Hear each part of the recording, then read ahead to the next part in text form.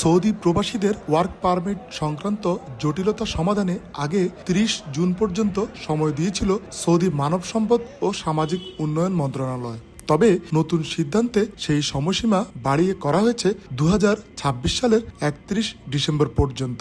সংশ্লিষ্টরা বলছেন, হাজারো প্রবাসীর জন্য এটি বৈধ কর্মসংস্থানে ফিরে আসার বড় সুযোগ, বিশেষ করে যাদের ওয়ার্ক পারমিট ১২ মাসের বেশি আগে মেয়াদ উত্তীর্ণ হয়েছে বা চাকরিতে যোগদানের ৬ মাস পরও পারমিট পাননি, তারাও এখন সংশোধনের আবেদন করতে পারবেন।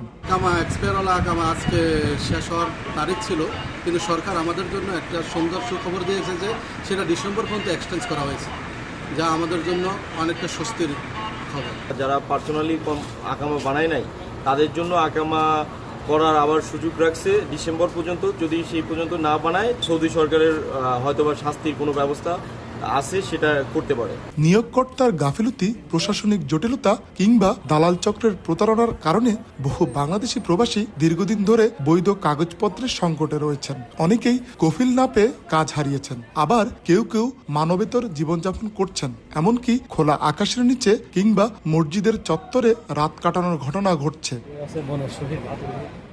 এদিকে যারা বৈধভাবে দেশে ফিরতে চান, তাদের প্রয়োজনীয় আইনি ও কনসুলার সহায়তা দিতে প্রস্তুত রয়েছে বাংলাদেশ দূতাবাস।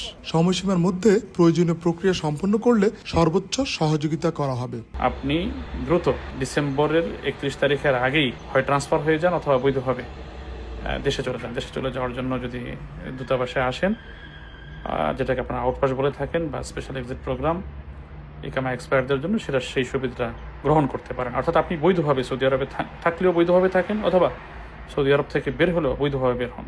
প্রবাসীদের আশা, সময়সীমা বাড়ানোর এই সিদ্ধান্তে অনেকেই আবার বৈধতার আওতায় ফিরে আসতে পারবেন। এতে কর্মসংস্থানে স্থিতিশীলতা বাড়বে, কমবে গ্রেপ্তার ও আইনি জটিলতার ঝুঁকি। আরিফুর রহমান, সময় সংবাদ, সৌদি আরব।